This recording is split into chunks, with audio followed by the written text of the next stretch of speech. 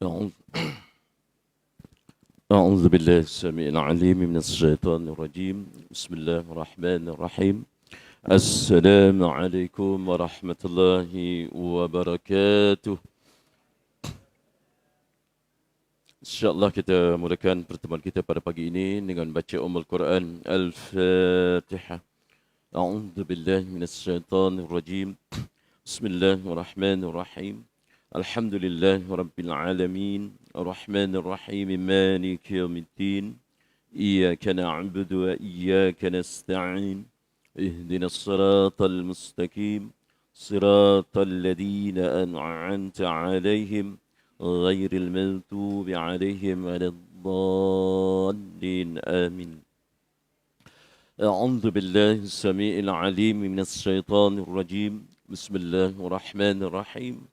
الحمد لله نحمده ونستعينه ونستهديه ونستغفره ونعوذ بالله من شرور أنفسنا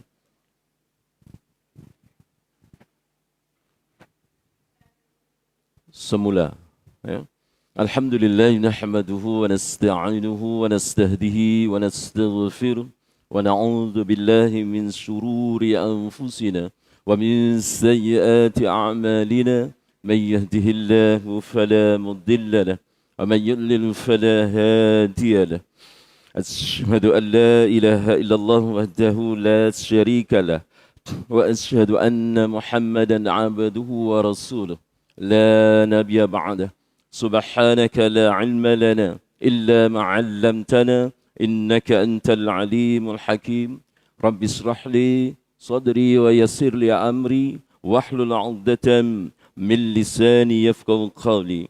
اللهم فقهنا في الدين وعلمنا التأويل واهدنا إلى صراطك المستقيم. اللهم بارك لنا في شهر رمضان وبلغنا في ليلة القدر. اللهم إنا نسألك رضاك والجنة ونعوذ بك من سخطك والنار. اللهم أجرنا من النار. اللهم أجرنا من النار. اللهم أجرنا من النار. اللهم إنك عفو كريم تحب العفو فاعف عنا وعن والدينا عن جميع المسلمين والمسلمات والمؤمنين والمؤمنات برحمتك يا أرحم الراحمين. اللهم إنا نسألك الهدى والتقى والعفاف والغنى. اللهم إنا نسألك علما نافعا ورزقا حلالا طيبا وعملا متقبلا. Ya Allah, Ya Rahman, Ya Rahim, tolonglah kurniakan kepada kami kekuatan dan istiqamah, Ya Allah, untuk kami sentiasa mentaati dan melaksanakan segala titah perintah-Mu, Ya Allah, dan meninggalkan segala larangan-Mu, Ya Allah. Ya Allah, tolonglah bukakan untuk kami segala pintu-pintu kebaikan, Ya Allah. Dan tolonglah tutup untuk kami segala pintu-pintu kejahatan, keburukan dan kemaksiatan, Ya Allah. Dan tunjukkan kepada kami jalan-jalan untuk menyempurnakan seluruh ketaatan kepada-Mu, Ya Allah. Ya Allah, tolonglah pimpin, bimbing dan pandu kami dalam setiap langkah dalam kehidupan ini, Ya Allah. Agar kami sentiasa berada di jalan kebenaran-Mu, Ya Allah. Ya Allah, tolonglah permudahkan segala urusan dunia dan akhirat kami, Ya Allah. Dan tolonglah sempurnakan seluruh urusan kehidupan kami di dunia ini menjadi ibadah di sisi-Mu, Ya Allah. Ya Allah, tolonglah berkati kehidupan kami di sepanjang bulan Ramadan ini, Ya Allah. Tolonglah rezekikan kami, sampaikan kami pada malam Al-Qadar, Ya Allah. Ya Allah, tolonglah ampunkan dosa-dosa kami yang terlalu banyak ini, Ya Allah. Sama ada dosa yang kecil, lebih-lebihlah lagi dosa yang besar, Ya Allah. Sama ada dosa yang kami lakukan secara sembunyi ataupun terang-terangan, Ya Allah. Sama ada dosa yang kami lakukan secara sengaja ataupun tidak sengaja, Ya Allah. Sama ada dosa yang kami lakukan yang terdahulu ataupun yang terkemudian, Ya Allah. Sama ada dosa yang masih kami ingat ataupun dosa yang telah kami lupa, Ya Allah. Ampunkan juga dosa seluruh jemaah hadirin hadirat yang hadir pada pagi ini, Ya Allah. Tolong juga ampunkan seluruh dosa seluruh muslimin dan muslimat, Ya Allah. Sama dia masih hidup, lebih-lebihlah lagi yang telah kembali kepada-Mu, Ya Allah. Ya Allah, terutamanya, Ya Allah, ampunkanlah dosa kedua ibu bapa kami, Ya Allah. Kedua ibu bapa kami yang sangat kami kasihi, Ya Allah, yang telah mendidik, mengasuh kami sejak kami kecil-kecil lagi, Ya Allah. Jika kedua ibu bapa kami masih hidup ketika ini, ya Allah, tolonglah kurniakan kepada mereka petunjuk dan hidayah-Mu, ya Allah, agar mereka sentiasa berada di jalan kebenaran-Mu, ya Allah. Tetapi seandainya jika ketika ini mereka sudah pun kembali ke pangkuan-Mu, berada di alam barzah-Mu, ya Allah, maka tolonglah, ya Allah, tolonglah jadikan alam barzah mereka sebagai taman-taman surga-Mu, ya Allah. Janganlah Kau jadikan alam barzahnya sebagai kawah-kawah api neraka-Mu, ya Allah. Dengan kemuliaan Ramadan, dengan keberkatan Ramadan, ya Allah, dengan kemuliaan-Mu, ya Allah, dengan rahmat-Mu, ya Allah, dan juga kemuliaan Nabi kami, Nabi Muhammad sallallahu alaihi wasallam, ya Allah. Tolonglah terima segala amal ibadah kami di sepanjang Ramadan ini, ya Allah. Tolonglah terima permintaan taubat dan keampunan untuk kami, ya Allah.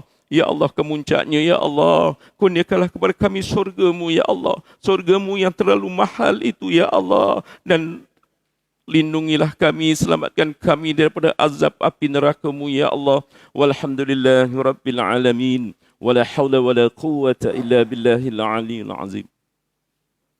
Kepada Tuan Nazir dan Timbalan Nazir, sahabat saya, ya, dan seluruh jawatan kuasanya, kepada Tuan-Tuan Imam, kepada Tuan Bilal, ya, kepada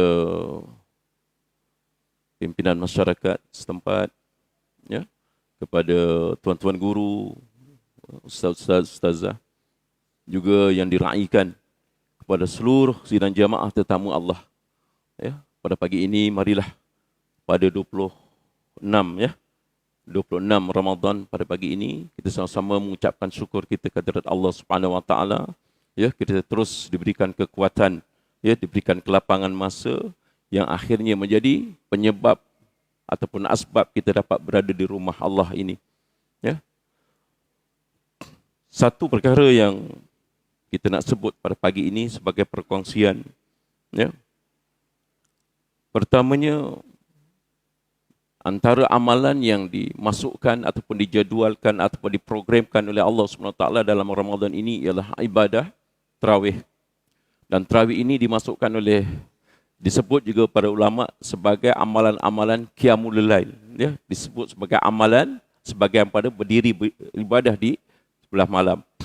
Tahukah tuan-tuan, tawaran yang diberikan oleh Allah Subhanahu Wa Taala melalui sembahyang tarawih ini, Allah beri satu tawaran, iaitulah ganjarannya seolah-olah beribadah sepanjang-panjang malam. Tapi syaratnya, dia ada syaratnya. Ya. Hadis daripada Abu Zar Al-Ghifari, ya, sahabat Nabi, katanya Nabi bersabda. Apa sabda Nabi? Innahu, ya, innahu man qama ma'al imam hatta yansarif. Ya. Hadis ini Rasulullah mulakan dengan innahu. Jarang-jarang kita jumpa hadis Nabi dimulakan dengan innahu. Kalau Quran banyak innahu, ya, innahu lakum adu mubin, ya. Apa maksudnya? Rangkap yang pertama. Sesungguhnya dia, ya, sesungguhnya dia. Siapa dia? Dhamir untuk siapa? Man qama. Barang siapa yang berdiri bersama imam mengerjakan solat tarawih.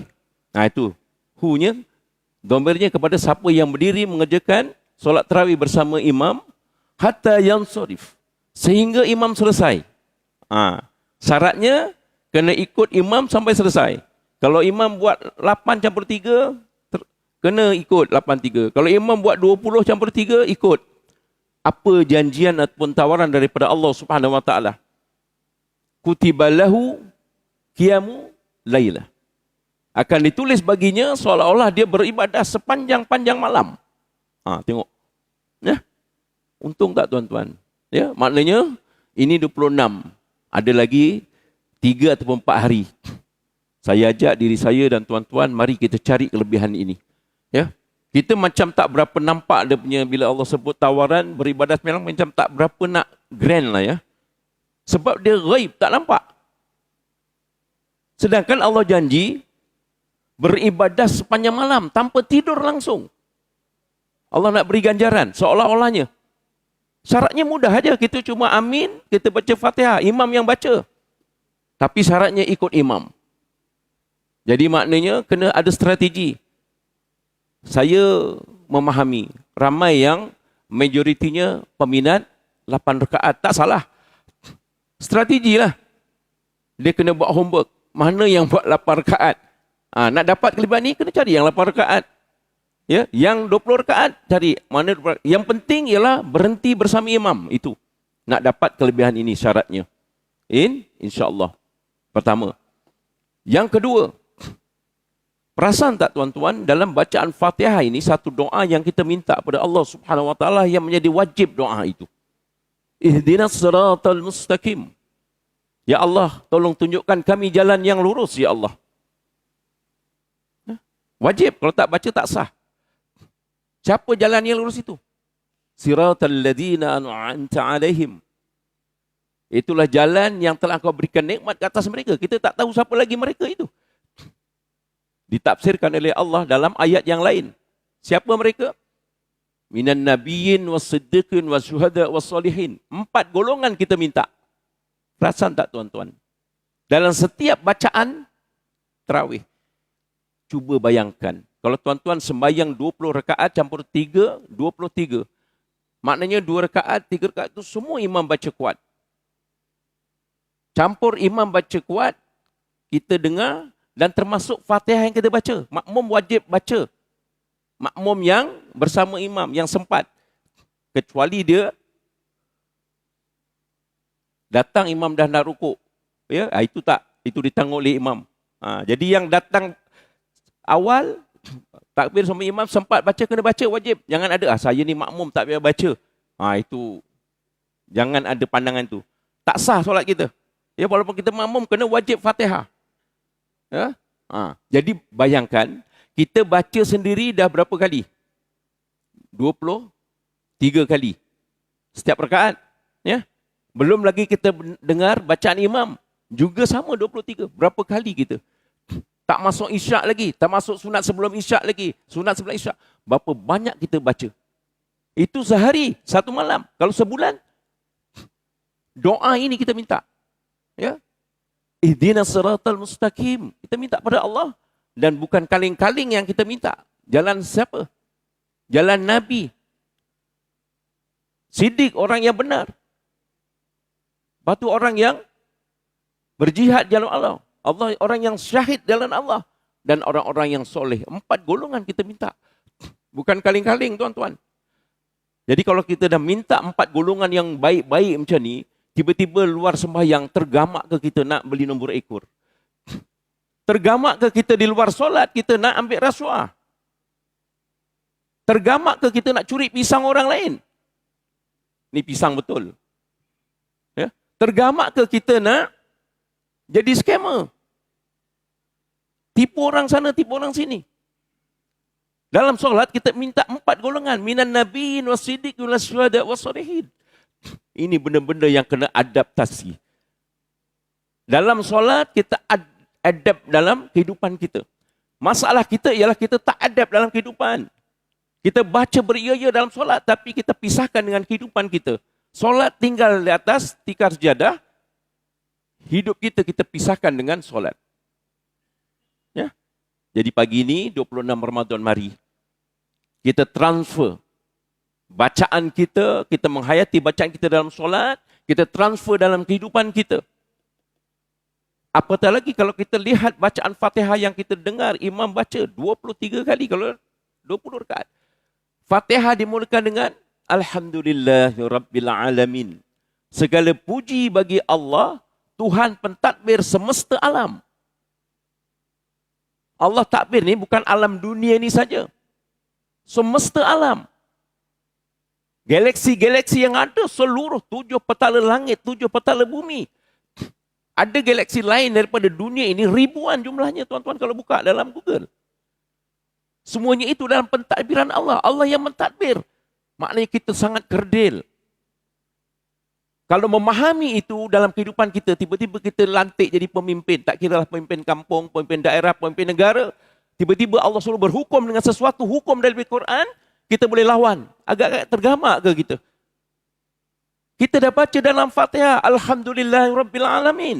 Segala puji bagi Allah pentadbir semesta alam. 7 petala langit, 7 petala bumi. Bayangkan. Kita yang sekerdil ini cuma nak perintah kampung, perintah negara, tiba-tiba Allah perintah kita boleh tak ikut. Contoh ni. Contoh pagi ini. Ya? Okey. Itu baru pembukaan. Ya? Kita baru masuk tajuk pagi ini. Ya?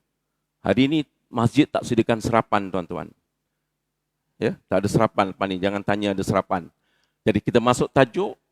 Kita maknanya kita dah masuk 26 Ramadan. Kita dimasukkan oleh Allah dalam kem Ramadan. Kita dimasukkan oleh Allah dalam bengkel Ramadan. Kita dimasukkan oleh Allah dalam madrasah Ramadan. Madrasah ni bahasa Arab. Madrasah ni sekolah. Ya. Madrasah ni sekolah. Maksudnya kita dimasukkan oleh Allah dalam sekolah Ramadan. Tujuan utama, la'allakum tatakun. Semua orang tahu. Tetapi nak mencapai la'allakum tatakun, macam mana? Apakah yang menghalangi jalan ini? Nak mencapai la'allakum tatakun ni, apakah perkara-perkara yang menghalanginya? Ini yang kita nak bedah siasat pada pagi ini. Ya. Dalam puasa ini, antara intisari yang penting nak mencapai takwa itu ialah mesti kita menundukkan, mesti kita mengawal, mesti kita mendidik yang namanya hawa nafsu kita. Ya, hawa nafsu kita. Kegagalan kita menundukkan hawa nafsu kita. Kegagalan kita mendidik hawa nafsu kita. Hancur kita. Jangan harap kalau kita tak didik nafsu kita, kita boleh bangun qiyamul lail pukul 3 pagi, 4 pagi. Nafsu ni satu makhluk Allah. Ada diceritakan dalam kitab lama.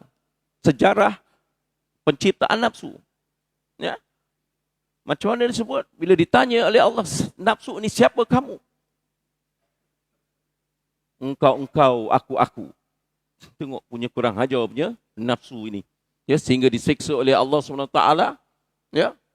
Setengah pendapat kata 1000 tahun, setengah pendapat kata 100 tahun. 3 kali proses tu diseksa. Barulah yang ketiga, barulah dia menjawab, ditanya siapa engkau? Engkau adalah Tuhanku dan aku adalah hamba-Mu. Dan nafsu itulah yang ada sekarang dalam diri kita ini. Setiap diri kita ini. Tengok tuan-tuan, jahat tak jahat nafsu ini yang tak dididik. Seorang bapa yang dikuasai oleh nafsunya. Dia sanggup merugul anaknya. Perasan tak? Dia bapa. Tuan-tuan semua ni bapa kebanyakannya kan. Tuan-tuan boleh bayangkan. Tuan-tuan sebagai bapa gambarkan anak perempuan tuan-tuan. Tuan-tuan rugul dia. Bukan tuan-tuan. Ni kisah tu tadi. Yang masuk surat khabar kan. Seorang bapa sanggup merugul anaknya. Kerana dikuasai oleh nafsu itu. Berjahat tak jahat nafsu itu. Kerana nafsu itu seseorang sanggup ambil rasuah. Nafsu. Kerana nafsu itu sanggup tipu. Skamer. Dan begitu juga sebaliknya. Dengan nafsu itulah kadang kita gagal untuk melaksanakan perintah Allah. Jadi maknanya pada pagi ini kita tahu. An-Nasir yang menjadi penghalang utama kita untuk melakukan ketaatan kepada Allah, untuk mencapai derajat takwa itu adalah nafsu. Dan soalnya nafsu ini kita tak nampak tuan-tuan. Ada tuan-tuan yang nampak nafsu tuan-tuan secara fizikal. Saya nak mengaji dengan tuan-tuan. Saya nak berguru dengan tuan-tuan. Ada di sini, angkat tangan. Tuan-tuan nampak fizikal nafsu tuan-tuan. Lalu tuan-tuan boleh ikat nafsu tuan-tuan di bawah pokok rambutan contoh. Tapi masalahnya tak nampak. Nafsu kita tak nampak. Tetapi nafsu itu yang menjadi An-Nasir yang melingkungi kita. Nafsu itu tidur dan makan bersama kita. Nafsu itu yang bersama-sama kita 24 jam. Ini masalah problem utama tuan-tuan. Jadi sebab itu kita dimasukkan oleh Allah Subhanahu Wa Taala dalam Ramadan. Setahun sekali. Untuk kita punya kekuatan untuk mendidik semula nafsu kita. Punya kekuatan untuk menjinakkan nafsu kita. Nafsu ni tak boleh dihalang, tak boleh putuskan macam tu. Nafsu ni kena disalurkan dia punya kehendak dia. Ya, kita tak boleh terus, tak boleh. Nafsu nak kahwin, tak boleh apa nak kahwin-kahwin, ibadah aja, tak boleh. Tak boleh tuan-tuan. Nafsu tu nak berkahwin, nak ada anak, itu nafsu. Tetapi ada dalam agama jalan keluar dia. Nikah, menghalalkan. Nak jadi kaya, itu nafsu. Ada caranya, ya. Islam bagi jalan keluar. Jadi pada pagi ini tuan-tuan, saya nak berkongsi dengan tuan-tuan, ya, apa yang disebut oleh Imam Ghazali, ya, berkaitan dengan nafsu untuk sama-sama kita mengambil tindakan. Ya. Kerana akhirnya nanti, kerana nafsu ini, ya, sebab tu dalam Ramadan ini, kita diminta oleh Allah SWT untuk menahan seluruh panca indera kita. Maknanya kita kena mempuasakan seluruh panca indera kita. Di sebalik panca indera kita, kat situlah nafsu kita. Nafsu mata. Sebalik mata itu pandangan kita ada nafsu. Banyak kali saya berkongsi dengan tuan-tuan, ya, tengok Hindustannya, tengok apa, itu nafsu sebalik itu. Begitu juga mulut bercakap sebaliknya nafsu. Dan masalah yang kita nak buat sekarang ialah kita nak mengenali nafsu itu. Nafsu yang ada dalam diri kita. Supaya kita mampu keluar selepas Ramadan ini sebagai orang baru. Ya. Mari kita berkongsi dengan pandangan daripada Imam Ghazali dalam bab melatih diri menahan nafsu syahwat. Dalam kitab Penenang Jiwa, ya, Mukashaful Qulub, ya, Imam Ghazali Hujatul Islam. Dengar baik-baik para sahabatku, para bapak-bapakku, para abang-abangku, ya. Ketahuilah wahai manusia, kata Imam Ghazali, sesungguhnya nafsu yang memerintahkan kejahatan itu lebih memusuhimu daripada iblis. Pertama, Imam Ghazali kata, nafsu yang memerintahkan kejahatan itu lebih memusuhimu daripada iblis. Ini nafsu yang belum dididik. Nafsu yang sifat asal dia. Sebelum dididik. Bayangkan dengan Allah berkata, lu siapa? Kan? Bahasa kasarnya. Allah tanya siapa? Engkau, aku. Itu dengan Allah. Bayangkan. Imam Ghazali kata, yang pertama ini kita kena faham. Penting sangat tuan-tuan. Ya. Nafsu yang mengarah kepada kejahatan itu lebih memusuhimu daripada iblis. Maknanya dia memusuhi kita. Nafsu yang tidak dididik. Yang kedua, Imam Ghazali sebut, jangan engkau, syaitan hanyalah memperalat nafsu syahwat untuk menguasaimu. Imam Ghazali kata. Maknanya nafsu ini menjadi ejen kepada iblis. Sebab itu, kalau di luar Ramadan, kita nak mengaji malas. Kita salahkan syaitan. Kita nak pergi masjid malas. Ini syaitan lah ni yang menghasut saya. Kita nak sumbang sayang. Ini syaitan yang hasut saya, bukan salah saya. Tetapi bila masuk Ramadan, Nabi kata dah diikat iblis. Dah dibelenggu iblis. Tiba-tiba kita pun malas nak pergi masjid. Tiba-tiba kita pun malas nak mengaji. Tiba-tiba kita pun malas nak buat kebaikan. Siapa agak syaitan sebenarnya? Mari kita tanya diri kita. Siapa agak setan ketika itu? Iblis dah tak ada. Iblis kata asyik salahkan aku tengok bulan Ramadan. Tetapi ingat, ejen syaitan masih ada bersama kita. Ejen iblis masih ada bersama kita. Siapa itu? Nafsu. Sebab itulah kita dalam program Ramadan ini, dalam program camp Ramadan ini, Allah mulakan camp ini daripada seawal bulan Rejab. Ya? Masanya centralized training. Siapa yang pernah ikut bola sepak negeri, sepak daerah, ikut program latihan, dia ada centralized training. Ya? Bermula daripada Rejab, Sa'ban, baru Ramadan. Dengan doanya apa? Allahumma barik lana fi Rajabin. Wa Sa'ban wa balighna Ramadan. Di situ ada perkataan barakah. keberkatan. Kita minta, ya Allah, tolong berkati seluruh kehidupan kami pada bulan Rejab dan bulan Sa'ban. Apa makna keberkatan? Saya dah kongsi dengan tuan-tuan sebelum Ramadan hari itu. Apa makna keberkatan? Masih ingat tuan-tuan? Melayu mudah lupa, tak apa. Saya tanya, saya jawab. Termasuk Jawa. Ya? Keberkatan, barakah, dalam bahasa Arab disebut ziyadatul khair, bertambah-tambah kebaikan. Ya, kita doa itu. Semoga kita doa pada Allah, Allah supaya beri kekuatan kepada kita untuk melakukan seberapa banyak kebaikan. Itu maknanya. Maknanya bila nak buat kebaikan, kita kena berlawan dengan nafsu dulu. Maknanya di luar Ramadan kita berlawan dengan nafsu, berlawan dengan iblis. Musuh kita dua. Maknanya kita dah mula mendidik nafsu kita. Kita mula menjinakkan nafsu kita seawal bulan Rejab, Sa'ban. Bila Ramadan, kita mudah.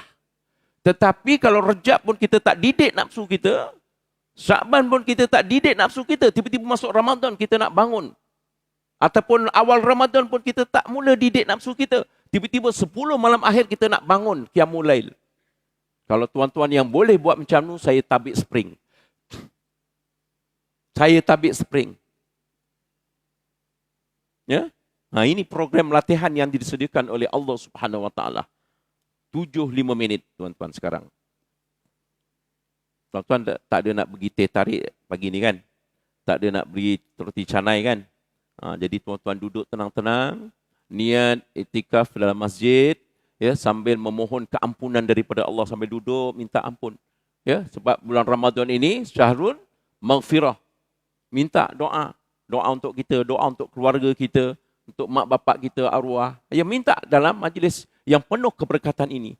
Kerana bersama kita dalam majlis ilmu ini, ribuan malaikat yang Allah hantar. Ya, ribuan malaikat Allah hantar, cuma kita tak nampak. Apa tujuannya Allah hantar? Untuk mengembangkan sayapnya dan khusus memohonkan keampunan untuk tuan-tuan. Ni Allah hantar malaikat, makhluk yang sangat patuh kepada Allah. Jadi dalam keadaan yang sangat kondusif ini, ya, di tempat yang mulia, masjid, rumah Allah, dan di masa bulan Ramadan, ya, waktu yang disebut sebagai waktu yang mustajab berdoa bulan Ramadan, penghulu segala bulan ini. Maka samping tuan-tuan dengar, ya, perkongsian saya, tuan-tuan banyakkan berdoa. Ya, saya mengharapkan tuan-tuan bersama saya ketika ini. Ya, saya yakin tuan-tuan tadi ramai yang berqiyamul lail, ya, ngantuk. Saya faham tuan-tuan. Ya, kalau tuan-tuan tertidur pun tak apa. Ya, niat tidur kerana Allah Taala. Ya, jangan ada sound effect sudah, ataupun ada lelehan-lelehan cecair tambahan, takut jatuh di kapet. Ya, nak tidurlah, tak apa, ibadah. Ya, kita sambung tuan-tuan. Cerita bab tidur ni tuan-tuan, kongsi dengan tuan-tuan. Tidur ni tuan-tuan pernah kira berapa lama tuan-tuan tidur? Tak ada, ya? Kita kongsi pada pagi ini. Kita buat kira-kira sikit, boleh? Berdasarkan satu malam selalu kita tidur 8 jam lah kata. Ya, 8 jam. 8 kali 30, 1 bulan. Maknanya sebulan tuan-tuan tidur berapa jam? 240 jam. Sebulan. Ini berdasarkan 8 jam. Ya. Kali 12 tahun. Setahun tuan-tuan tidur berapa jam? Kalau 8 jam satu malam. 2,880 jam. Setahun, Tuan Haji Ismail. Ya? Ini setahun. Kalau umurnya macam saya, 58 tahun. Kali 58. Tahu berapa banyak saya tidur? 167,040 jam. Itu 50 tahun. Kalau guru saya, Ustaz Haji Surani, umur berapa Tuan Haji Surani sekarang? Dia bagi tahu saya banyak kali tapi saya lupa. Kita taruhlah 80 tahun kata, ya. Tengok berapa jam kalau 80 tahun. 230,400 jam. Banyak tak? Banyak kan? Jadi bila dah tahu kita tidur banyak tuan-tuan, ya, mari kita korbankan tidur kita sikit sewaktu bulan Ramadan ini. Lebih-lebih lagi di fasa-fasa yang terpenting ini. 10 malam akhir. Ya. Kita nak lawan nafsu kita ni.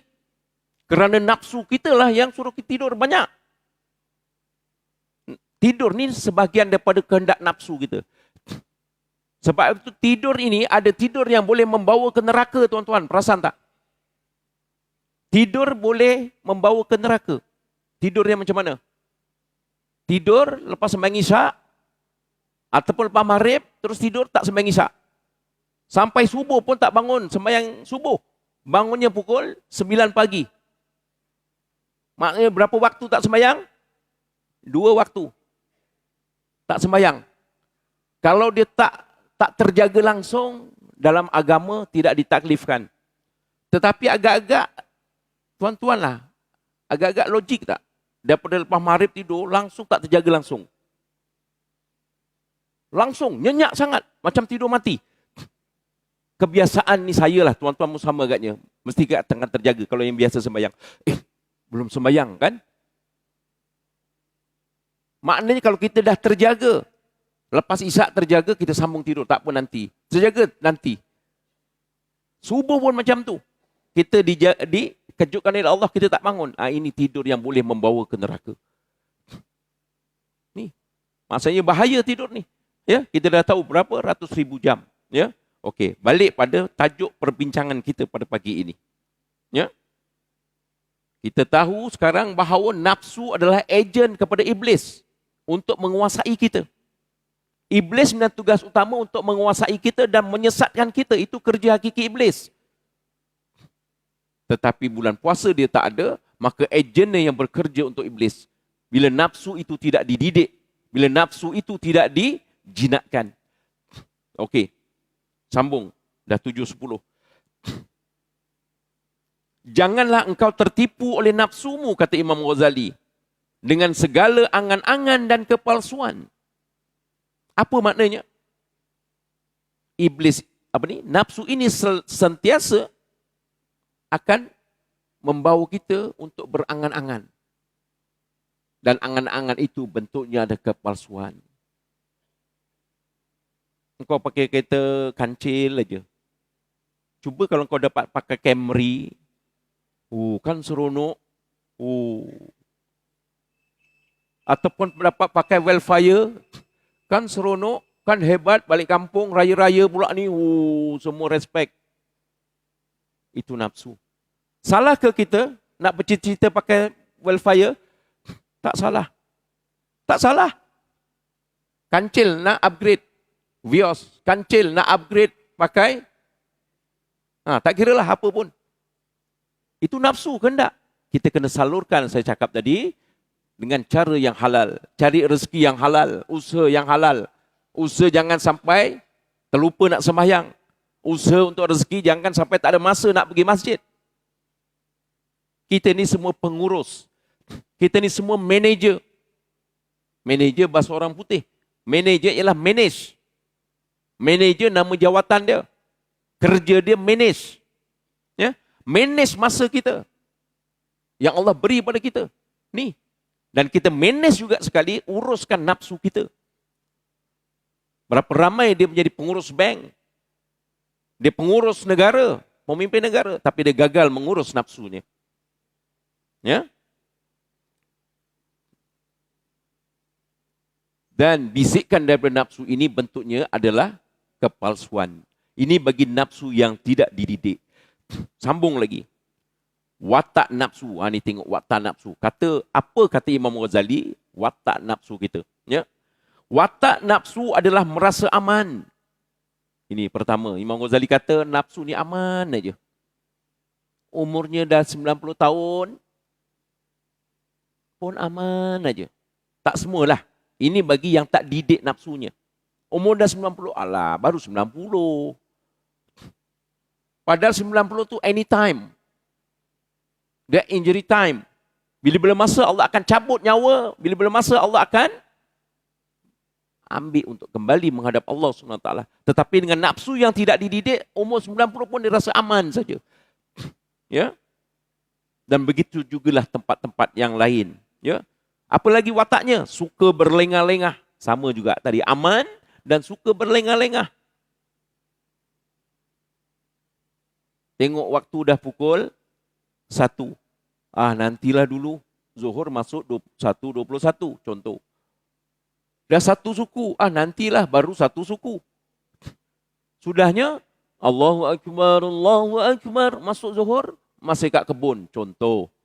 Ni sifat nafsu tuan-tuan. Yang kena kita didik, yang kena kita jinakkan dia. Ya, kena kontrol dia. Ya. Apa lagi tuan-tuan? Bersuka-suka. Ni watak nafsu kata Imam Ghazali, dia suka je. Bersuka-suka ni dalam bahasa lain ekstrim sikit, berpoya-poya. Ni nafsu. Berpoya-poya. Banyak duit berpoya-poya. Ini nafsu yang tidak dididik. Mengarah kepada tuan punyanya untuk sentiasa bersuka-suka je. Tetapi kalau nafsu dididik, lain tuan-tuan. Ya, kita bercerita sekarang nafsu yang tidak dididik.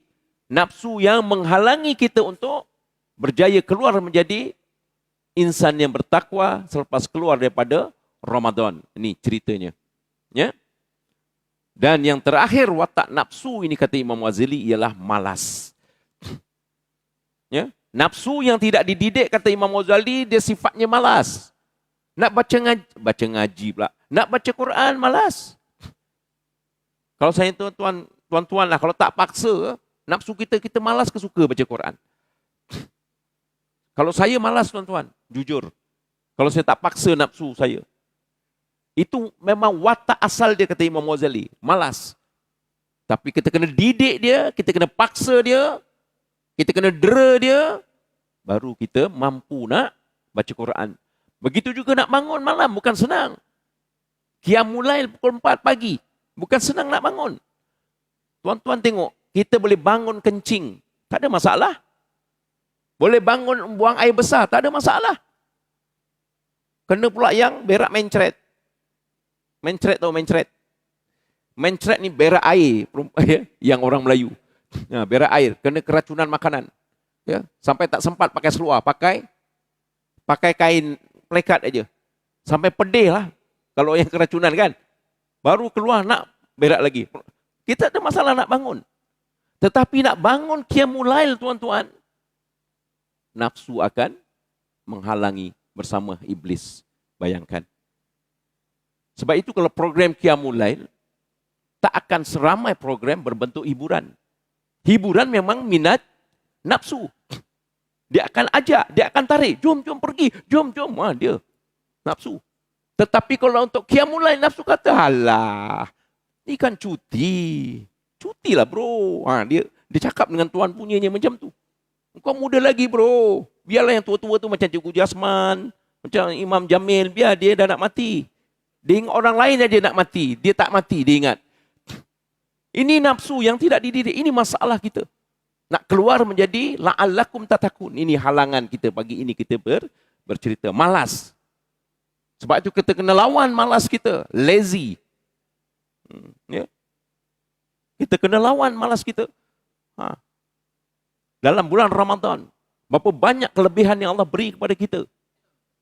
Tetapi bila nafsu kita tak garap, nafsu kita tak didik, nafsu kita tak kontrol, kita tak kejar kelebihan yang Allah beri.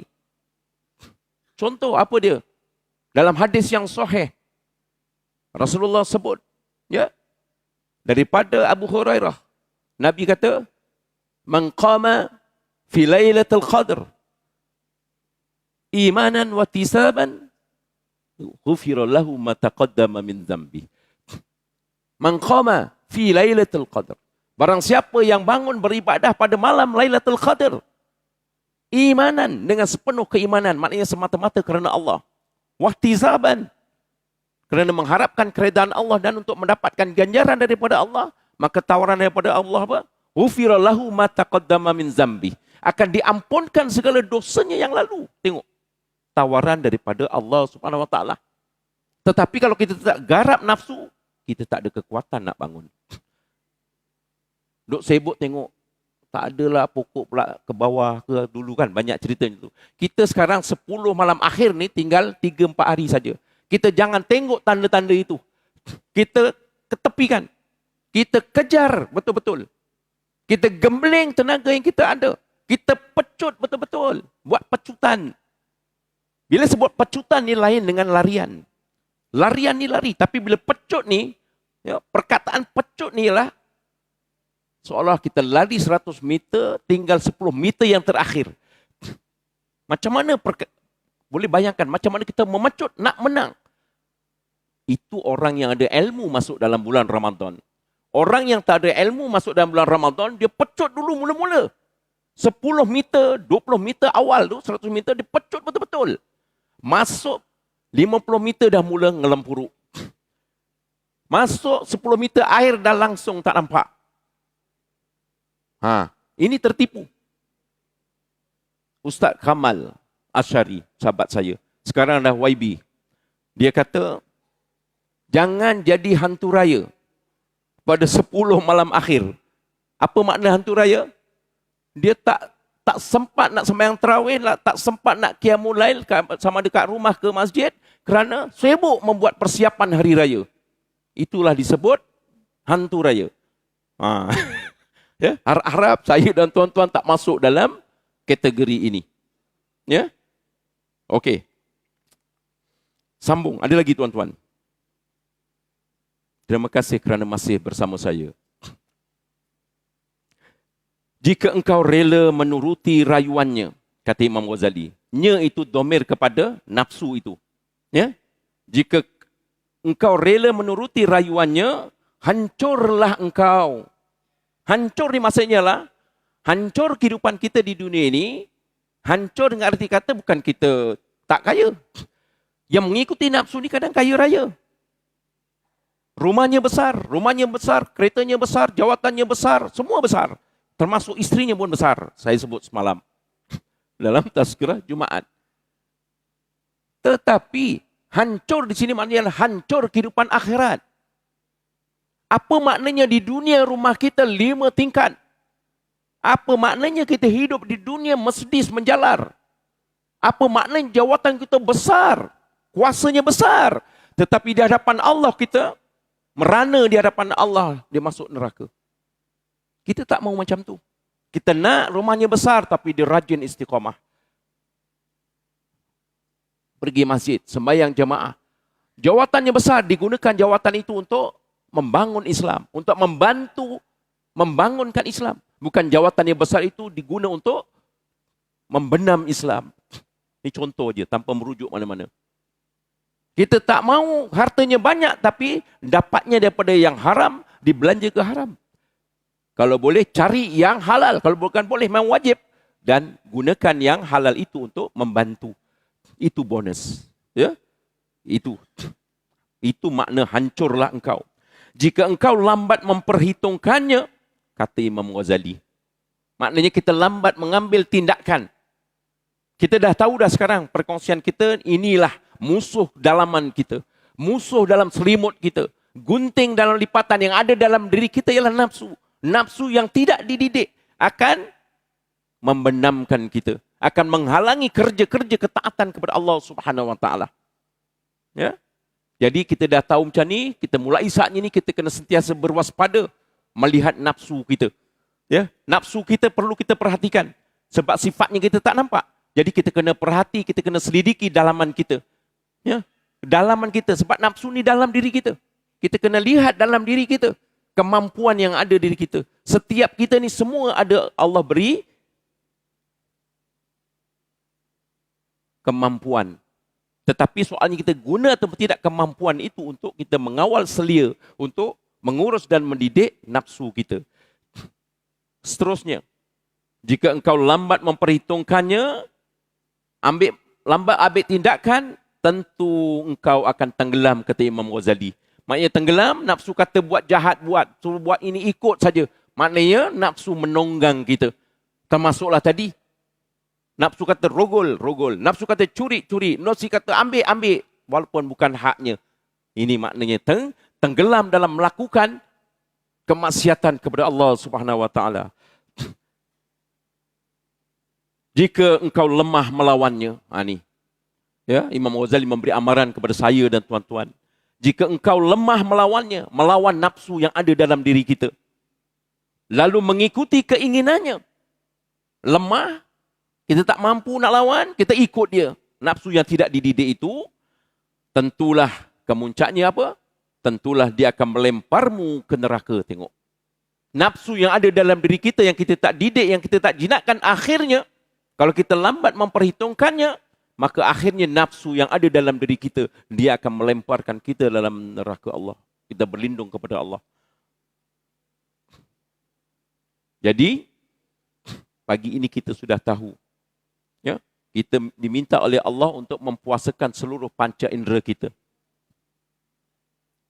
Kita nak melakukan ketaatan kepada Allah, itulah perintah daripada Allah. Sebab itu doa di awal tadi, kalau tuan-tuan perasan, saya selalu suka ulang doa ini. Sebab doa ini sangat penting. Ya Allah, tolong bukakan untuk kami segala pintu-pintu kebaikan. Dan tolong tutup untuk kami segala pintu-pintu kejahatan, keburukan dan kemaksiatan. Dan tunjukkan kami jalan-jalan untuk menyempurnakan seluruh ketaatan. Ni tajuk yang last sebelum kita akhiri. Ya. Kerja kita sekarang ini di dunia, sementara kita hidup di dunia, ialah tugas kita untuk menyempurnakan seluruh ketaatan kepada Allah Subhanahu wa taala. Tak kira siapa pun kita dan di mana pun kita. Kita kenalah berusaha sedaya upaya untuk menyempurnakan seluruh ketaatan kepada Allah Subhanahu wa taala. Taat dengan arti kata taat dalam mematuhi perintah Allah. Kita laksanakan perintah Allah.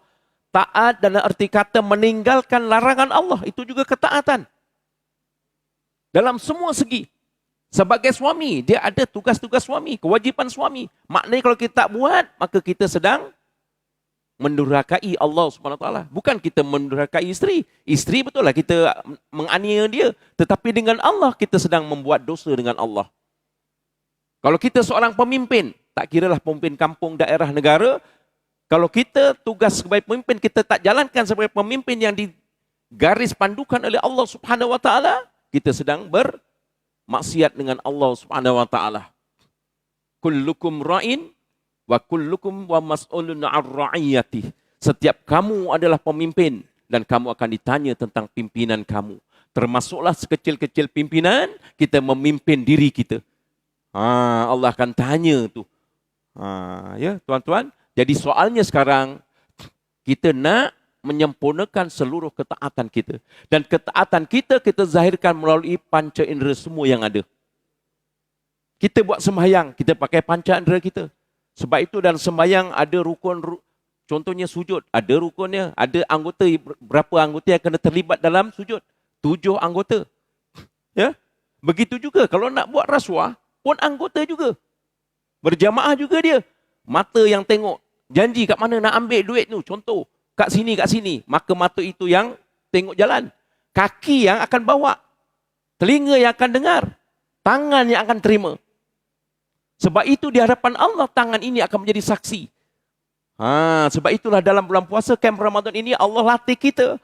Untuk tangan kita, mata kita mempuasakan. Untuk menyempurnakan seluruh ketaatan kepada Allah. Itu dia punya falsafahnya. Dan falsafah yang terakhir, tuan-tuan. Ya, sebagai penutup pagi ini. Perasan tak, tuan-tuan, bila raya kita pakai baju baru. Kanak-kanak pakai baju baru, yang tua pun pakai baju baru. Apakah falsafahnya? Falsafahnya ialah, bila kita nak hari raya, kita akan Idul Fitri. Kita kembali kepada fitrah kita. Ya, kembali kepada fitrah kita, bermaksud kita kembali kepada fitrah kita yang asal. Kita dulu Allah datangkan kita, mula-mula kita bersih fitrah kita. Tak ada dosa langsung kita ni. Sebab itu bila masuk program Ramadan, camp Ramadan, bengkel Ramadan, madrasah Ramadan, kita cuci dosa kita dengan taubatnya, dengan permohonan ampunnya, dengan amalan-amalannya. Maka akhirnya kita keluar Ramadan. Bila kita dinobatkan oleh Allah SWT sebagai orang bertakwa, sekaligus Allah dah bersihkan dosa-dosa kita. Itulah kita kembali kepada fitrah kita yang asal, bersih daripada dosa. Dan kita pakai baju baru, nak gambarkan kita sudah jadi orang baru. Cikgu Jasman dan Cikgu Jasman yang baru. Haji Ismail lah Haji Ismail yang baru. Aku yang dulu bukan yang sekarang. Maknanya Haji Ismail yang dulu bukan sekarang. 1 Syawal dia dah lain. Haji Jamil pada 1 Syawal tak sama dengan Haji Jamil masuk 1 Ramadan. Itu falsafahnya. Maknanya kita dah bersihkan dosa-dosa kita. Kita dah berjaya menjinakkan nafsu kita. Itu falsafahnya kita pakai baju baru. Bukan sekadar baju baru kita tayang sana, tayang sini. Haram kita. Ya, kita pakai baju baru, kita rasa riak, kita rasa hebat. Haram kita. Kerana yang boleh rasa riak, boleh rasa hebat, Allah saja. Itu.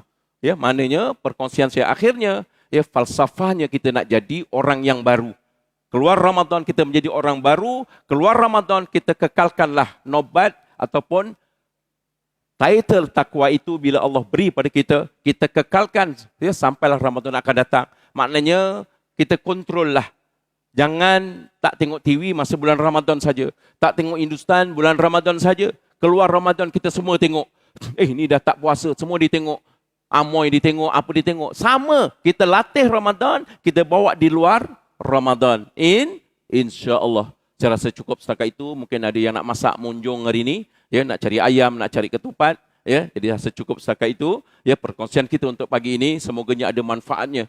Khususnya untuk saya yang bercakap. Ya, dan kepada tuan-tuan, ya, semoga dengan doa seluruh amalan kita diterima oleh Allah, permohonan taubat kita diterima oleh Allah, dan kemuncaannya Allah terima kita, Allah anugerahkan kita dengan takwa, dan Allah anugerahkan kita dengan syurga, dan Allah selamatkan kita melalui kelebihan Ramadan dan kemuliaan Allah, rahmat Allah, kita selamat daripada neraka azab Allah Subhanahu Wa Taala. Yang baik itu datang daripada Allah Subhanahu Wa Taala, yang terkurang tersilap atas kelemahan saya, ya, saya minta maaf banyak-banyak. Dan akhirnya saya mohon maaf, ya, sempena raya nak sampai ni, ya, saya pun lama dengan tuan-tuan, ya, di Masjid Taqwa ni, juga di surau-surau, ada satu surau tu sampai 14 tahun di surau tu, Zubair, surau Huda dekat-dekat 12 tahun. Jadi saya minta maaf banyak-banyak semua jamaah yang ada dan yang sama ada yang dalam masjid ataupun di luar yang dengar seruan ini, saya minta maaf banyak-banyak atas segala ketelanjuran saya, tutur bicara saya, ya, minta maaf banyak-banyak. Tolong ampunkan saya, maafkan saya, doakan saya. Dengan harapan kita bertemu dalam surga Allah, bersenang lenang kita di dalam surga Allah, menikmati nikmat yang Allah berikan kepada kita. Ya, jadi sama-sama kita akhiri pertemuan kita pada pagi ini dengan baca tasbih kafarah dan surah Al-Asr. Subhanakallahumma wa bihamdika asyhadu an la ilaha illa anta astaghfiruka wa atubu ilaik. Bismillahirrahmanirrahim. Wal 'asr innal insana lafi khusr illa alladhina amanu wa 'amilus shalihat wa tawassaw bil haqq wa tawasaw bis sabr. Sekian, wabillahi taufiq wal hidayah. Wassalamu alaikum warahmatullahi wabarakatuh. Wallahu a'lam.